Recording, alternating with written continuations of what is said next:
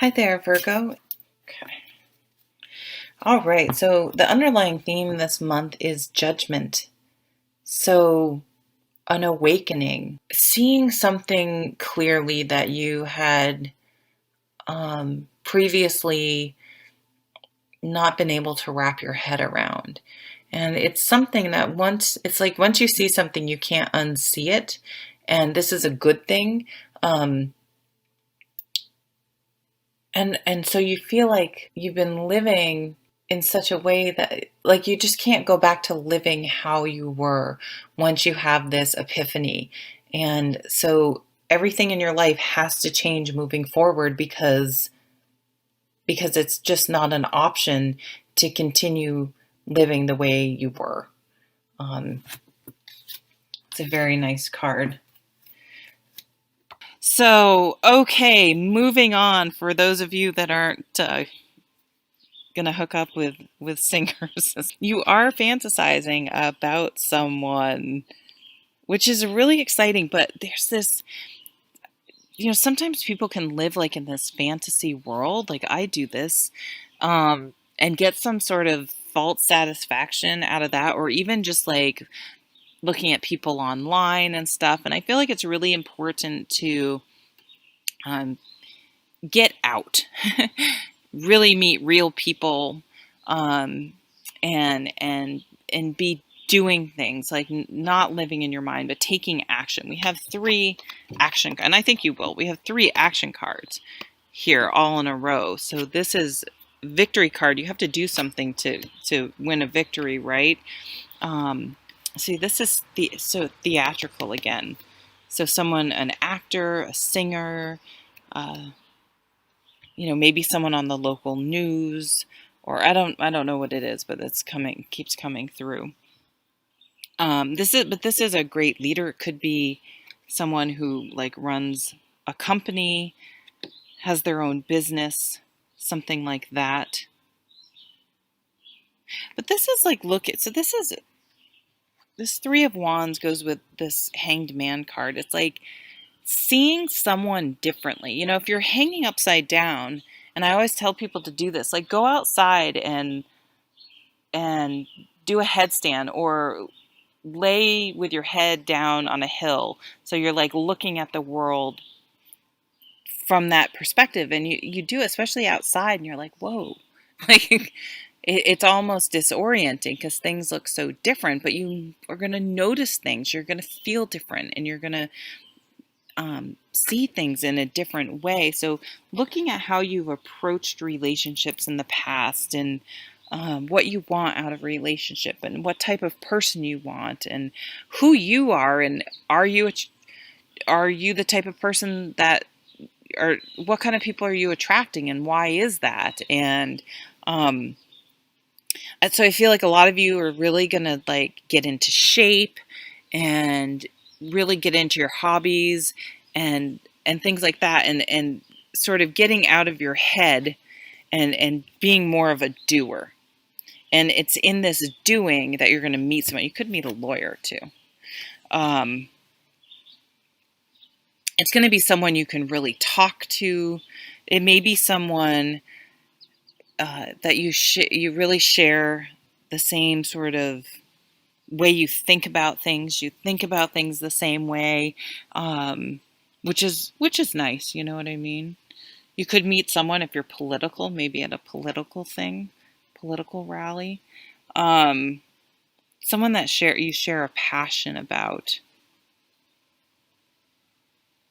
But this has come from sort of taking time to reflect, to sort of meditate and really figure out what you want, and then taking action. Um, and going for, yeah, because you have the Hermit too. Like you guys are sort of like, have really, um, awakening. Really had this sort of aha moment, and like maybe you've really been a shit in relationships in the past. Maybe you really like were selfish, or you really allowed bad behavior from other people, and tolerated bad behavior. And now you're like, what am, you're just like, wow, I really see how I used to, my thoughts around relationships, and or maybe I felt like no one would love me unless I tolerated their stuff. And that's really changing. You're really maturing, and you're like, no, that's not true. And I'm busy being fabulous, and I'm going to meet someone who treats me the way I deserve to be treated, who's like-minded, and who likes to do things, and it has to be real. I like that. No more procrastinating. Your powers come from making a decision. Confusion that arises from over analyzing the options. Maybe you had a couple really great people, but you were like, is someone better? Like you weren't appreciating what you had, and now you're seeing that, and you're like, wow, I blew that because I didn't appreciate who I have.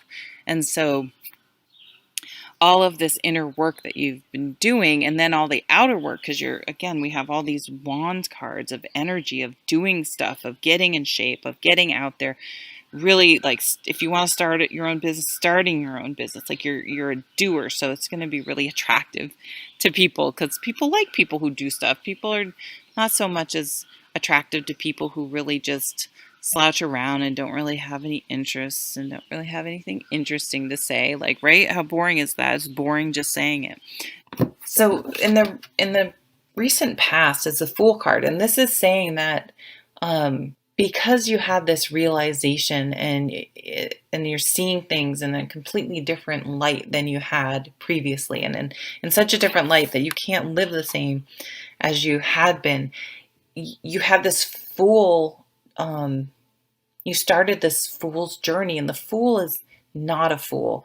The fool understands that there's never a perfect timing for something. That if you're always waiting for the right moment for everything to be perfect and for everyone to agree with you and all those things, then you're never going to live. You're going to be stagnant, because very rarely, if ever, does the world just plop the perfect opportunity in front of you without you having to do anything. And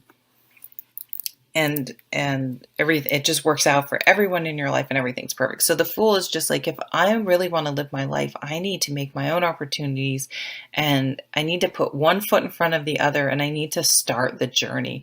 I can no longer sit around and wait for it to come to me. And I'm going to do this. The Fool has very little baggage, and it's like you need to release everyone else's expectations, your own expectations, whatever self-limiting beliefs that you have that's been keeping you stagnant until then. And so this is maybe what your epiphany was. It's like, shit, life is short and I need to live it, because I was just saying, I know 5 people in 2 months who have died, and only 2, one was 93, one was 84, I think, but everyone else was 60, 50, and 45.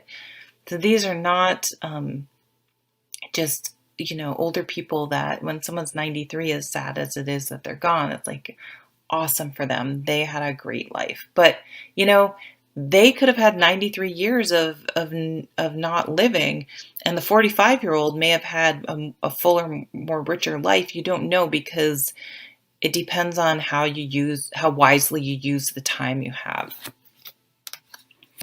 Okay, bye.